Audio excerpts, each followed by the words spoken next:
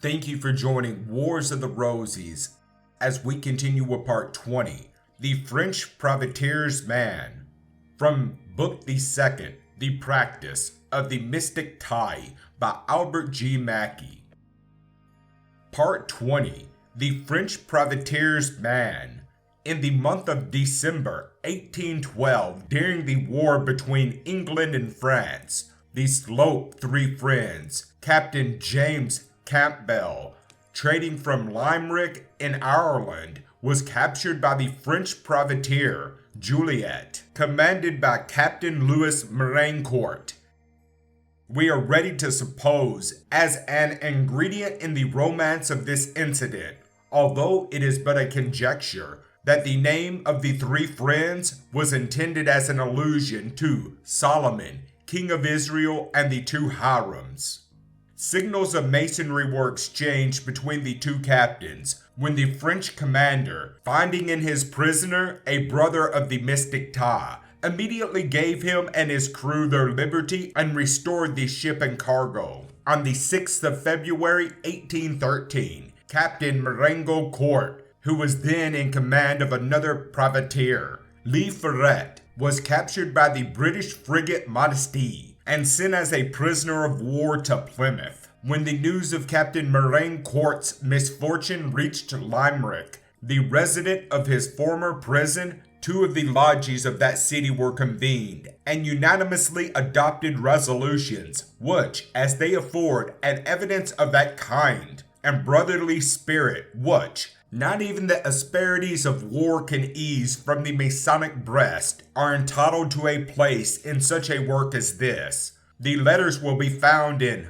Joyce Gould's Naval Chronicle, Volume 29, pages 194 and 195, whence I have extracted them. At a meeting of ancient Limerick, Lodge number 271, held in the city of Limerick on Thursday, the 18th of February, 1813, the following resolutions were unanimously agreed to. Resolved that the thanks of this ancient body be, and are hereby presented to Captain Louis Marencourt, of Limerick, French privateer, lately captured by the Modesty, British frigate, for his generous, humane, and praiseworthy conduct to brother James Campbell, of the sloop Three Friends, of Young Hall, in restoring to him his ship and cargo, and rescuing himself and crew from captivity in December last, when captured by him at the time he commanded the Juliet French privateer.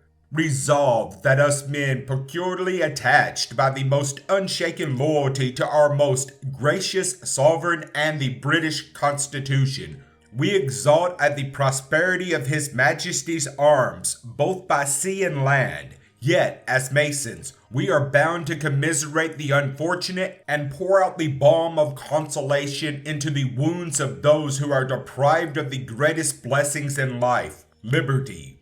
Resolved that we sympathize with Captain Marencourt in his present state of captivity and absence, perhaps from a family and most tender connections. Yet, at the same time, we must console him with the pleasing reflection that he is a prisoner in a land and under a government whose monarch has been, through a long reign, the father of his people and the friend of the unfortunate, and we must ardently hope that the man who has held forth to the world so meritorious a pattern of generosity and kindness to a British subject, when in his power, may meet with that lenity which his former conduct so loudly calls for. Resolved that these our resolutions be transmitted by our secretary to the worshipful master of number 79 at Plymouth, and that he be requested to communicate them to Captain Marencourt and the officers and brethren of the lodge. Resolved that the foregoing resolutions be inserted in our transaction book and published in the Limerick newspapers and in the Dublin Evening Post. Rising Sun Lodge number 952 of Limerick also unanimously adopted the following resolutions. Resolved that we do fully approve of the resolutions entered into by our brethren of Lodge number 271 expressive of their thanks to Captain Marencourt, lately captured by the Modesty British frigate, for his humane and generous conduct to Captain Campbell of the Sloop Three Friends in December last, in not only restoring him to liberty and his country, but with the disinterestedness of a true Mason, giving him his sloop and cargo, captured by Captain Marencourt when commander of the Juliet privateer, resolved that generosity, even in an enemy, has a peculiar claim on Britons and Irishmen.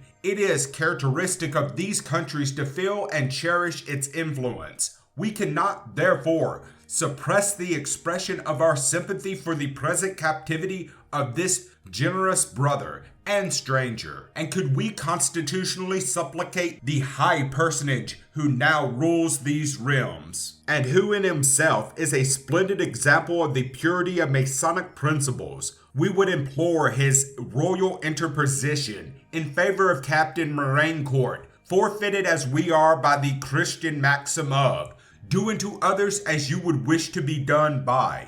Resolved that our secretary be instructed to transmit a copy of these resolutions to our right worshipful brother and Grand Master, the Earl of Donoughmore, as the sentiments of our lodge, and that we ardently hope some measure, not inconsistent with the high offices of the state, may be speedily adopted to give efficacy to our prayer, so that our nation may not yield to an enemy in generosity or gratitude. Resolved that our secretary do also send a copy of these resolutions to the worshipful master, officers and brethren of number 79 at Plymouth, and that they be requested to communicate the same to Captain Marencourt. Resolved that these all resolutions be published in the General Advertiser or Limerick Gazette and Limerick Evening Post, and that our highly esteemed brother, Alexander MacDonell,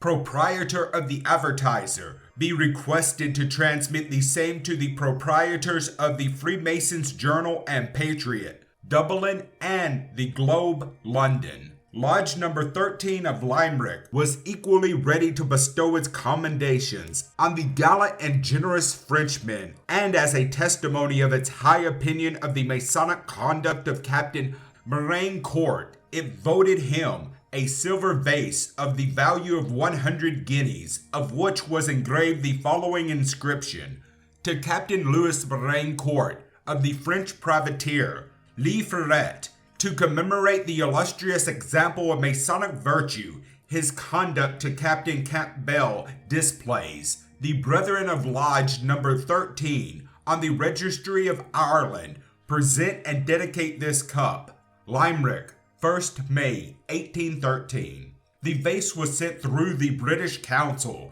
to the Grand Lodge of France, but the gallant Marencourt had, in the meantime, lost his life in Africa, and the vase was returned to the lodge, where it is still preserved as its brightest ornament. The circumstance of his, so soon after losing his life in Africa, might lead us to suppose that Marencourt was liberated by the English government on the representation of his brethren of the Limerick Lodge, but a diligent search among such periodicals of the time as have been accessible to me has not been successful in obtaining an official statement of that fact. He was a prisoner of war at Plymouth in the month of February, and a few months afterward is known to have died in Africa. He could not then have long been a prisoner, and it is but fair to presume that this brief period of his captivity is to be attributed to the just appreciation of his generosity by the British government, especially as the Prince Regent was himself a brother of the craft.